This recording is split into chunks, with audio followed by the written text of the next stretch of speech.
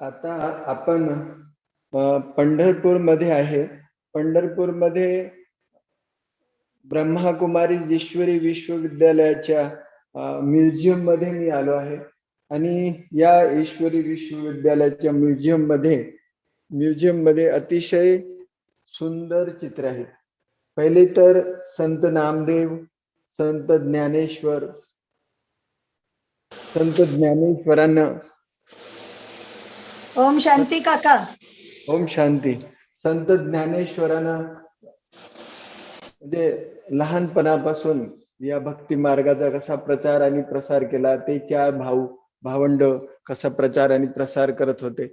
मग संत चांगदेव, संत गोरा कुंभार, मीराबाई, हे सर्व भक्तांनी ह्या ज्ञान मार्ग, ह्या भक्तीद्वारे ईश्वर चिंतनाचा मार्ग सांगितला. आणि हा इथं विठ्ठल दाखवलाय.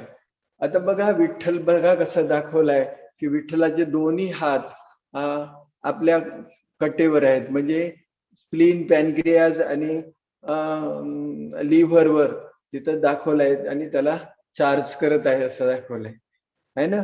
आणि तर समजा आपण सुद्धा विठ्ठल नामाचा गजर केला आणि विठ्ठल विठ्ठल विठ्ठल ज्यावेळेस आपण करतो तर त्यावेळेस आपल्या हृदयावर स्ट्रोक येतो आणि हृदयामध्ये असलेले ब्लॉकेजेस दूर होतात. हे आता सर्व विदित झाले आहे जिकडे तिकडे. चला आता हे बघा, हे इथं दुसरं चित्र आहे. इथं दुसरं चित्र आहे.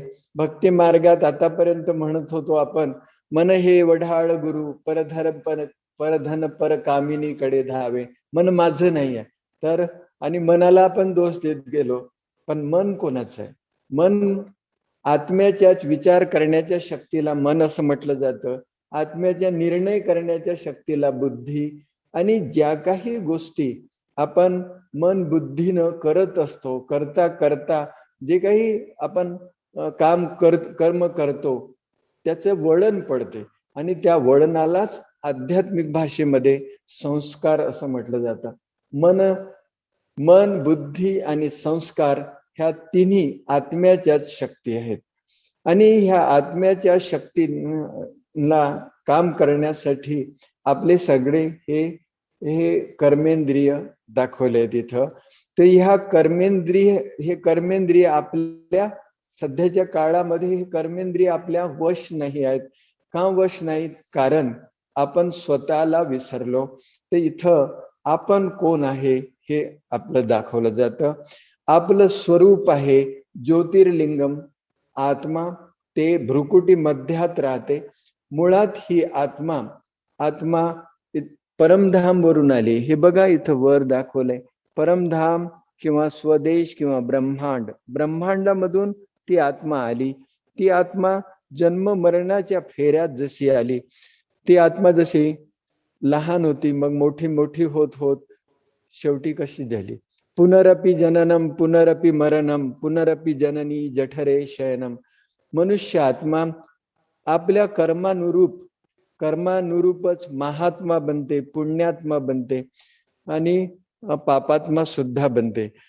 जसं आपण कर्म करत जातो त्या कर्माचं फळ भोगण्यासाठी आपल्याला दुसऱ्या जन्मात शरीर मिळते. पण आतापर्यंत आपण समजत आलो की मनुष्य आत्मा 84 लाख योनीत जाते. तर ती 84 लाख योनीत नाही जात, तर मनुष्य आत्माचे 84 जन्म होतात. ती काही कुत्रा मांजर बनत नाही. मनुष्य आत्म्यावर माणसाचे संस्कार आहेत म्हणून मनुष्यच बनतो. हे या चित्रात सांगितलंय. हे बघा इथं समोर मग आध्यात्मिक ज्ञान सांगितलंय की आपण कोण आहो. आणि आपल्याला सगळ्यांना वाटते का आपण चांगले झालो पाहिजे, परंतु आपण आत्मा ही डिप्लेटेड आहे किंवा अशक्त आहे. तर ही अशक्त आत्मा शक्तिशाली कशी बनेल? तर ज्यावेळेस आपल्या जसं एखादी एखाद्या तुमच्या फोनची बॅटरी उतरली तर तुम्ही चार्जरनं इलेक्ट्रिक चार्जरनं तिला चार्ज करता, तशीच या शरीर हे जे आत्मारूपी बॅटरी जी आहे ती उतरली आहे आणि ती डिस्चार्ज झाली आहे आणि ती डिस्चार्ज झालेली बॅटरी जर आपल्याला चार्ज करायची असेल तर जो ईश्वर पिता आहे, जो ज्ञानाचा सागर, गुणांचा सागर, त्या परमपिता परमात्म्याशी आपला बुद्धीचा संबंध जोडावा लागेल आणि ज्यावेळेस आपण त्याचा बुद्धीचा संबंध त्या ईश्वराशी जोडतो तर ते त्या सर्वोच्च शक्तीशी ज्यावेळेस आपला संबंध जुडतो त्यावेळेस आपल्यामध्ये दिव्यता येत जाते. भक्ती मार्गामध्ये आपण भक्ती करत आलो, परंतु भक्ती करत आलो पण आपल्याला ईश्वराबद्दल सत्य ज्ञान नसल्यामुळे आपल्याला प्राप्ती झाली नाही. तर ती प्राप्ती करून घेण्यासाठी हे ज्ञान ईश्वर पिता आपल्याला सांगतो. ईश्वर पिता त्रिमूर्तीद्वारे, ब्रह्माद्वारे नवीन दुनियेची स्थापना, विष्णूद्वारे नवीन दुनियेची पालना आणि शंकराद्वारे महाविनाशाचं कर्तव्य करतो, म्हणून त्याला त्रिमूर्ती असं म्हटलं जातं. हा परमात्मा ज्यावेळेस ह्या सृष्टीवर अधर्म होतो, पापाचार होतो, त्यावेळेस तो ह्या सृष्टीवर येतो. म्हणून म्हटलं जातं यदा यदा हि धर्मस्य ग्लानिर्भवति भारत अभ्युत्थानमधर्मस्य तदात्मानं सृजाम्यहम्. जेव्हा जेव्हा धर्माची ग्लानी होते, अधर्म होतो, पापाचार होतो, त्यावेळेस तो ईश्वर पिता ह्या धरेवर अवतीर्ण होतो. ईश्वर काही जडीस्थळी पाषाणी सगळीकडे नाही आहे, तर तो परमधाम वासी आहे आणि तो परमधामवासी परमात्मा त्याला स्वतःच शरीर नसल्यामुळे तो आपण मुलांचा आधार घेतो आणि आपल्याद्वारे दिव्य कर्म करतो. ज्यावेळेस या सृष्टीवर अधर्म होतो, पापाचार होतो, तर द्वापार युगापासून जेव्हा दुःख सुरू होते तर वेगवेगळे धर्मस्थापक येतात आणि ते त्या ईश्वरी संदेशाद्वारे लोकांना चांगल्या गोष्टी शिकवण्याचा प्रयत्न करतात. परंतु जसं बघा, कुठं युद्ध सुरू झालं किंवा कुठं मोठी समस्या आली तर पहिल्यांदा काही ऑफिसर जातात, मग त्याने जर सुचली नाही गोष्ट तर मग मिनिस्टर जाते किंवा मिलिटरी जाते. तशाच प्रकारे ह्या भारतभूमीमध्ये ज्यावेळेस पापाचार, भ्रष्टाचार सुरू झाला तर त्यावेळेस वेगवेगळे धर्मस्थापक आले. त्यांनी आपापल्या परीनं ह्या विश्वाला पावन बनवण्याचा प्रयत्न केला. पण ज्यावेळेस कोणाचंच काही चालत नाही असं दिसत आहे, त्यावेळेस त्या ईश्वराला ह्या धरेवर यावं लागतं. तो ईश्वर पिता ह्या धरेवर आलेला आहे आणि ह्या ज्ञानाच्या द्वारे तो नवीन दुनियेची स्थापना करत आहे. आपण भक्ती मार्ग, आपण आपल्या भारतीय दर्शन मध्ये स्वस्तिकाला खूप महत्व आहे. स्वस्तिकाला का महत्व आहे? कारण स्वस्तिक हा 4 युगाचं ज्ञान सांगतो. सतयुग, त्रेता, द्वापर आणि कलियुग. कलियुग आणि सतयुग याच्या संगमावर आपण सध्या आहे. जसं नवीन दुनिया येणार आहे, पण नवीन दुनियेमध्ये जाण्यासाठी काय करावं लागेल? तर नवीन दुनिया जे सतयुगी होती तिथं 16 कला संपूर्ण निर्विकारी मर्यादा पुरुषोत्तम पुरुष आणि स्त्री होते. त्यांच्यामध्ये दिव्यता होती म्हणून त्यांना देवता म्हणत होते. मग हळूहळू त्रेतायुग आलं. त्रेतायुगामध्ये 2 कला कमी झाल्या, म्हणून तो क्षत्रिय धर्म दाखवला की जे विकारांशी लढत राहिले ते त्रेतायुगी झाले. मग त्याच्यानंतर द्वापरात अजून कला कमी झाल्या आणि मग विकारांची प्रवेशता झाली, त्याच्यामुळे आपण दुःखी झालो आणि कलियुगाच्या आणि हळूहळू कलियुगाच्या अंतिम समयामध्ये हे दुःख चरम सीमेला ज्यावेळेस पोहोचलं, तर त्यावेळेस तो प्रभू पिता परमेश्वर परित्राणाय साधूनां विनाशाय च दुष्कृतां धर्म संस्थापनार्थाय संभवामी, तो धर्माची स्थापना करण्यासाठी, ह्या नवीन दुनियेची स्थापना करण्यासाठी तो परमात्मा ह्या धरेवर आला आणि आपल्या द्वारे नवीन दुनियेची स्थापना करत आहे. ईश्वर पिता ज्योतिर्लिंगम आहे, सूक्ष्माती सूक्ष्म आहे आणि तो मनुष्याचा आधार घेऊन हे दिव्य कर्म करतो. गीतेमध्ये सांगितलं आहे, अवजानन्ति मा मूढा मानुषीं तनुमाश्रितम परम भाव मदनंतो मम भूते महेश्वरा. मी कोण आहे हे तो सांगतो की मी साधारण मनुष्याचा आधार घेऊन हे ज्ञान सांगतो आणि त्या साधारण मनुष्याला ब्रह्मा असं नाव दिलं जातं. सर्व देवी देवता अतिशय सुंदर दाखवले आहेत, पण ब्रह्मा साधारण दाखवला आहे, दाढी मुसवाला दाखवला आहे. तर तो जो ब्रह्मा, पण त्याच्या हातामध्ये शास्त्र पुराणाचं ज्ञान दाखवलंय. तर हा जो ब्रह्मा आहे, या ब्रह्माच्या माध्यमाद्वारे ईश्वर पिता हे दिव्य कर्म करतो. दिव्य ज्ञानाचा प्रचार आणि प्रसार करतो आणि त्याच्याद्वारे आपल्यामध्ये असलेल्या वाईट प्रवृत्तीचा आपल्याला विनाश करायचा आहे. ईश्वर पिता ह्या धरेवर आल्यानंतर अश्वमेघ अविनाशी रुद्र गीता ज्ञान यज्ञ स्थापन करतो. त्याची स्थापना 1937 सालीच झाली, पण आपल्याला उशिरा माहित होत आहे आणि आता हे यज्ञ संपुष्टात येत आहे. हे यज्ञ संपुष्टात येण्याच्या वेळी जसं आपण यज्ञ करत असताना सर्व सामुग्री शेवटी स्वाह करून टाकतो, तसंच आपल्यामध्ये असलेल्या वाईट गुणांचा आपल्याला ह्या यज्ञामध्ये समर्पण करायचं आहे. आपली व्यसनाधीनता, हिंसा, काम, क्रोध, लोभ, मोह, अहंकार याचा ह्या ज्ञान यज्ञामध्ये हे ज्यावेळेस आपण स्वाहा करू, त्यावेळेस आपण स्वर्णिम दुनियेत जाण्याचे लायक बनू. हे बघा, इथं येणारी नवीन दुनिया दाखवली आहे. ही नवीन दुनिया पहा. या नवीन दुनियेत काय असेल? जहां डाल डाल पर सोने की चिड़िया करती थी बसेरा, वो भारत देश है मेरा. वो भारत देश कैसा होगा? श्रीकृष्ण राधा स्वयंवरानंतर त्यांचं नाव लक्ष्मी नारायण ठेवलं जातं.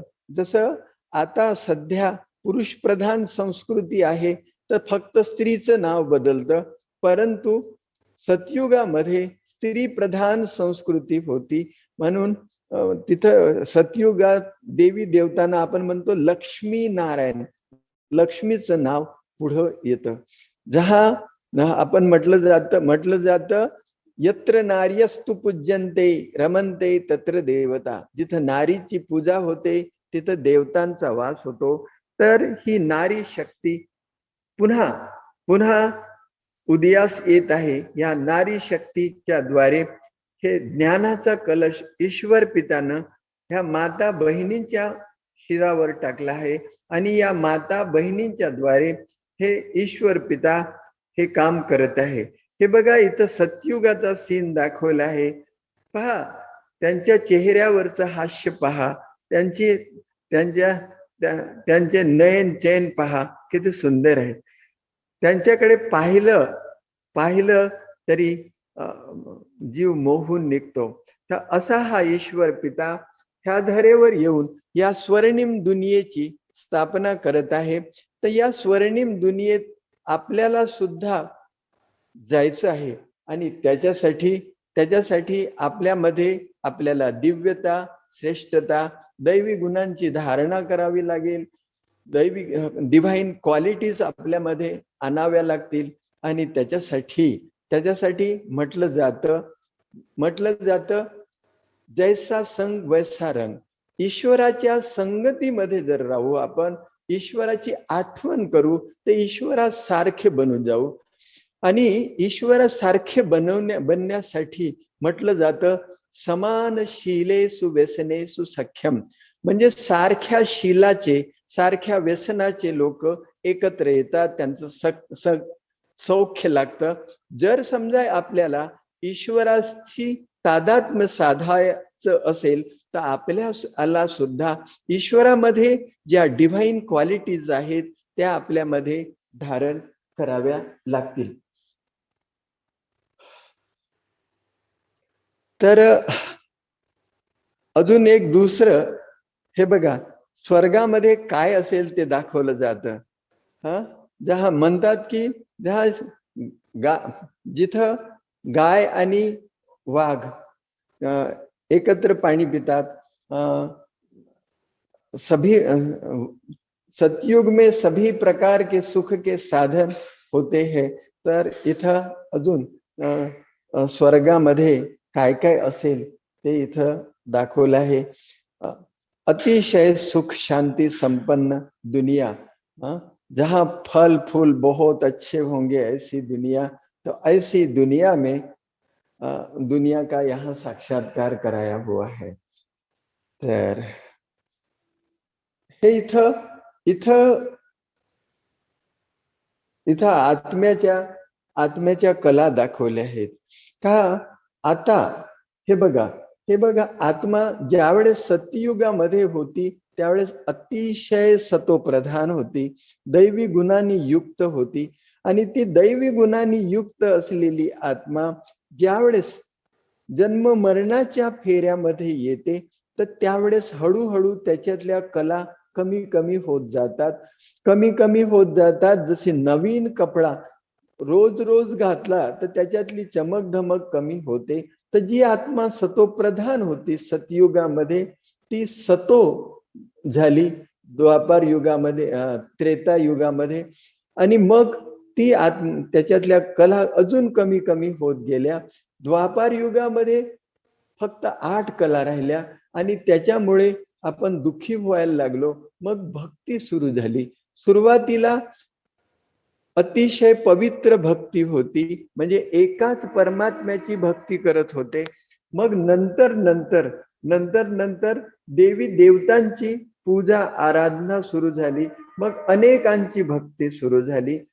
कलियुगाच्या अंतिम चरणामध्ये 5 तत्वांची सुद्धा पूजा सुरू झाली.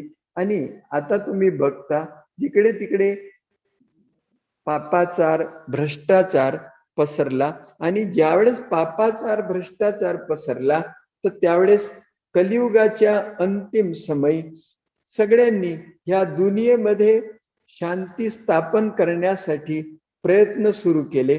आणि त्याच वेळेस तो प्रभू पिता परमेश्वर ह्या धरेवर येऊन ह्या नवीन दुनियेची स्थापना करत आहे. आणि आपण ह्या तुम्ही बघता हे सर्व मेडिटेशन करत आहेत.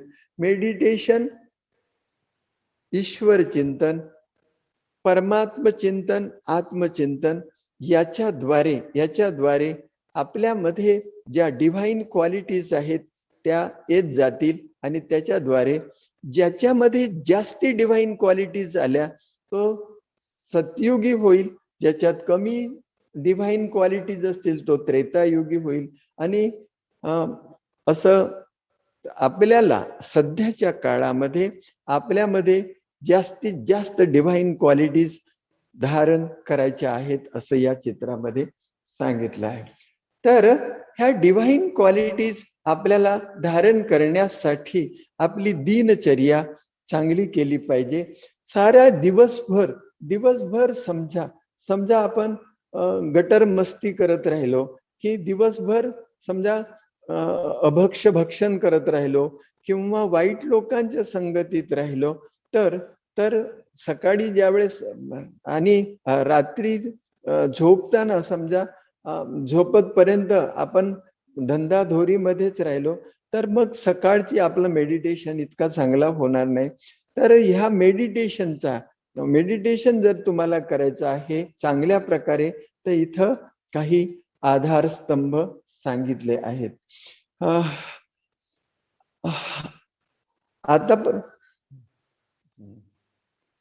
आता हे चित्र बघा.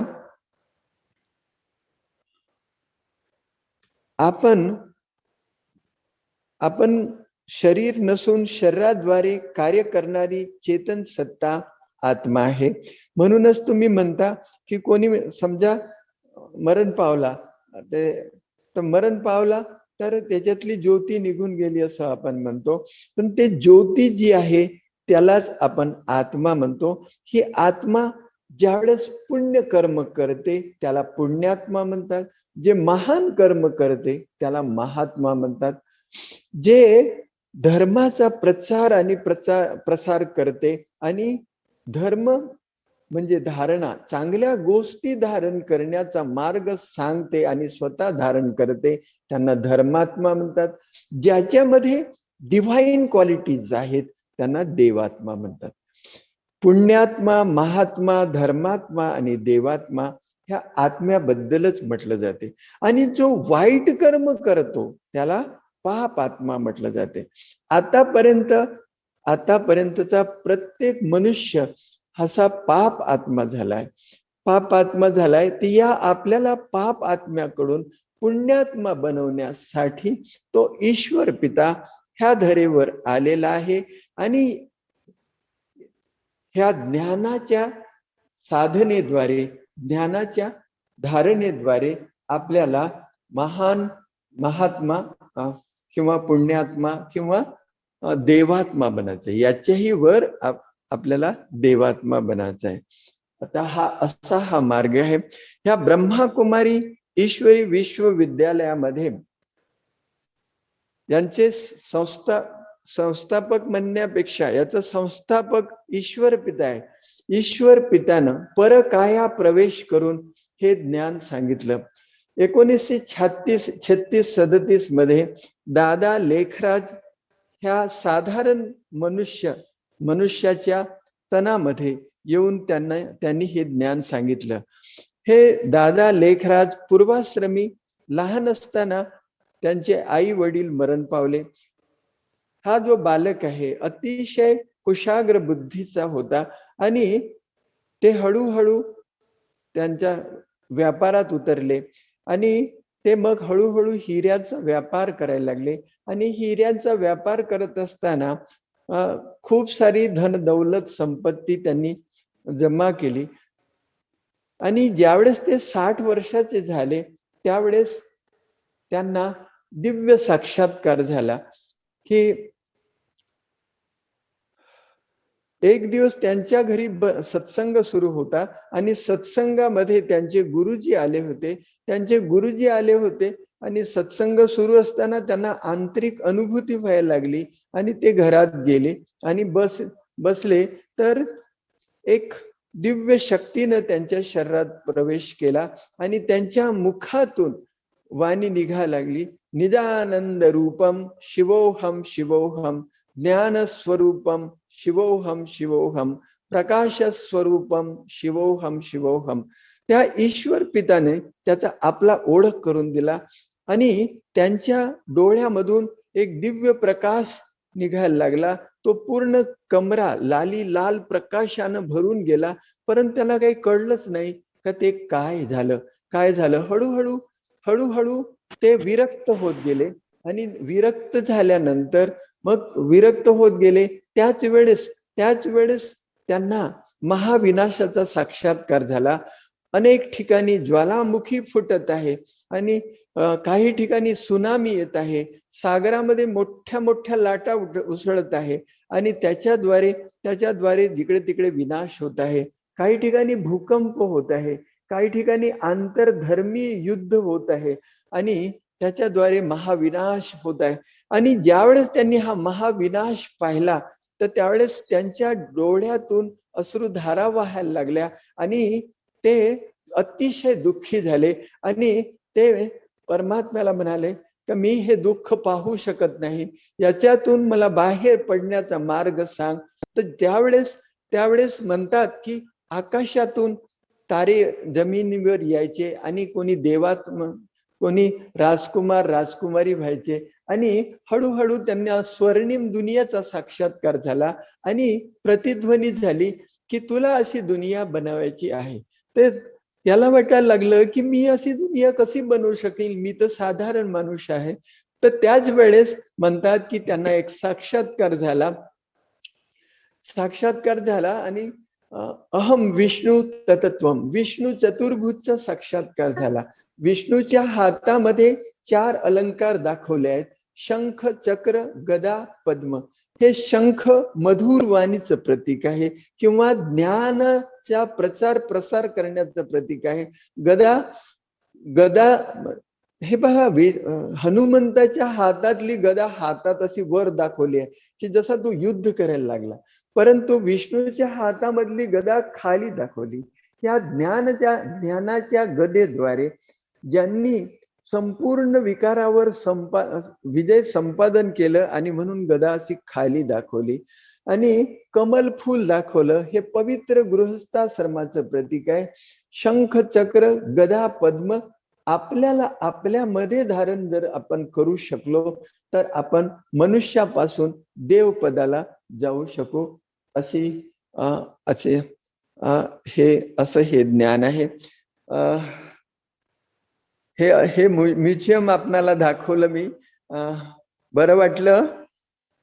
चला, खूप छान काका, खूप छान माहिती दिली तुम्ही. आता खूप छान काका, खूप छान, खूप चांगलं, मस्त. शिवाबा.